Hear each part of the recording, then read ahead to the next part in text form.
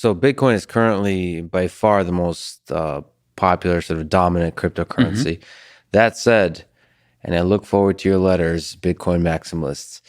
That said, Internet Explorer was the most popular browser for Yeah. quite a long time, and then other browsers came along that outcompeted it, like Chrome, Firefox.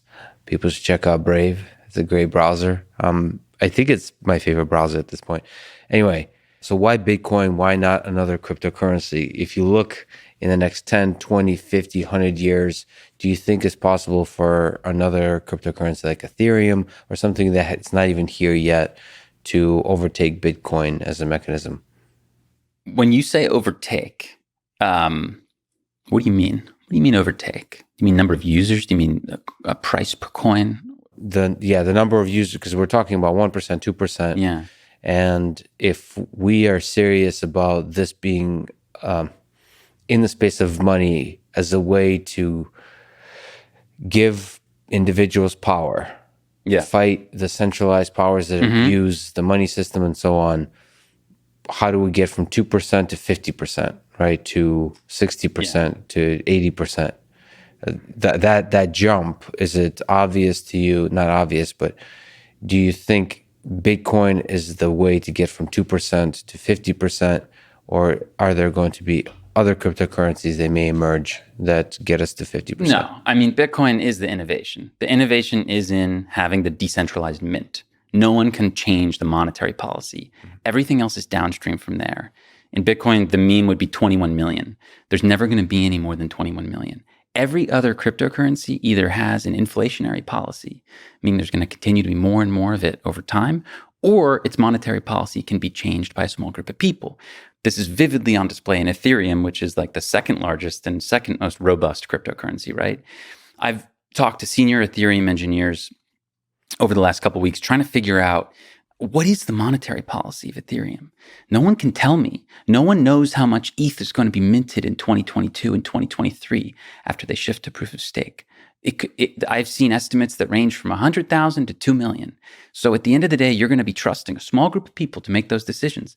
That is what we are escaping with Bitcoin. So all these other cryptocurrencies, they might have their use cases. Virtually all of them are not. It's very important for people to know that if you take like the 4,500 cryptocurrencies on CoinMarketCap, almost all of them are scams, straight up.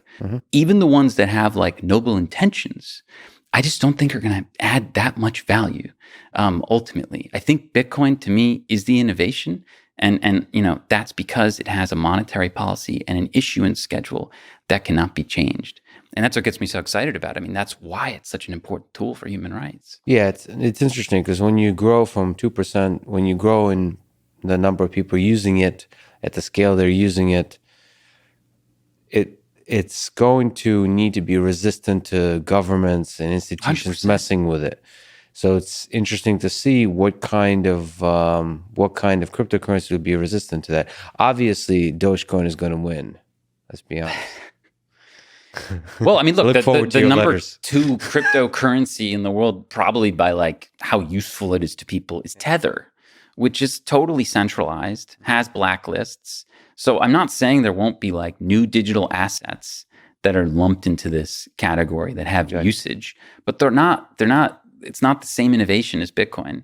It's just sort of building on this idea of like a euro dollar, maybe like a dollar that is minted outside of the control of the US Federal Reserve, right? It would be a euro dollar. So stablecoins are kind of like euro dollars, just minted by private actors in a way, right? But they're still tied to the dollar. They're pegged to the dollar. They're not escaping the system. Escaping the system is Bitcoin. We aren't reliant on the dollar.